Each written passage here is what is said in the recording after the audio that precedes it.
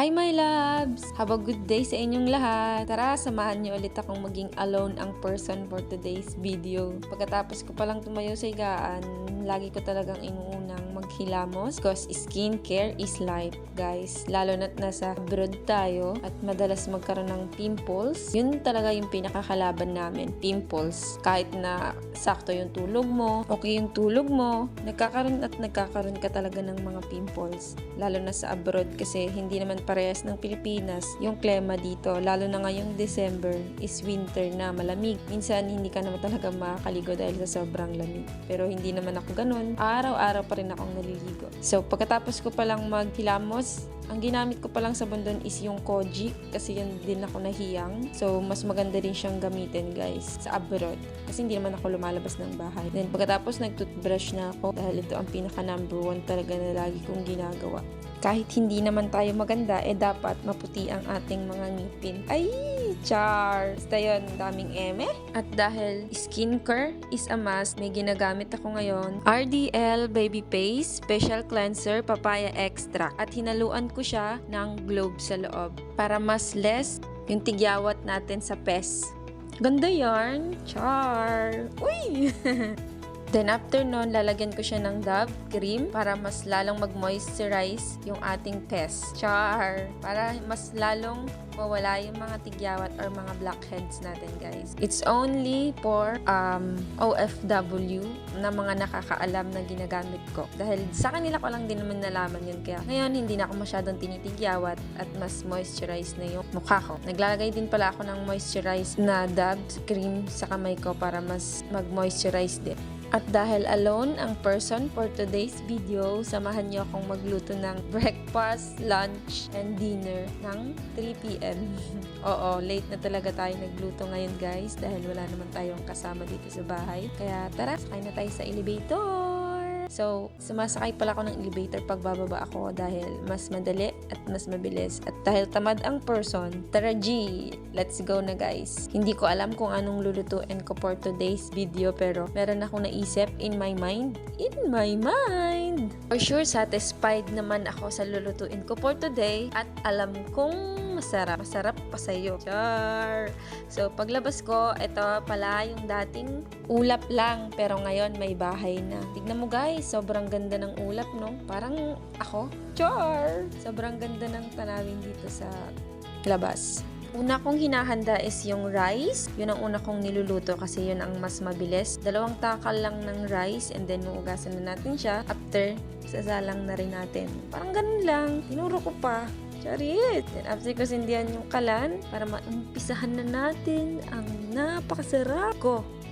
Napakasarap na lulutuin natin for today's video. For sure, guys, matatakam at matatakam kayo. So, naghiwa na tayo ng sibuyas para umiyak ka. Char. Umiyak ako. Char. Dahil baka umiyak ka na, isinunod ko na yung luya para pampawala ng langsa ng karne. Kasi ang lulutuin natin for today's video is laham. Alam kong alam naman nila yon. Alam kong hindi nyo yun alam. Char. I mean, yung laham is karne din naman siya na hindi ko lang alam. Parang ang English niya is lamb. I don't know. Pero yun. Then, bawang para pampalasa din. Pupukin lang natin para madurog. Ganyan talaga ako maghiwa. Seryosa tayo dyan, guys. Kasi parang chef for today tayo ngayon, guys. Kaya dapat seryoso lang. Seryoso lang sa pagluluto. Hindi tayo magiging seryoso sa kanila. Char! Hugot si ating!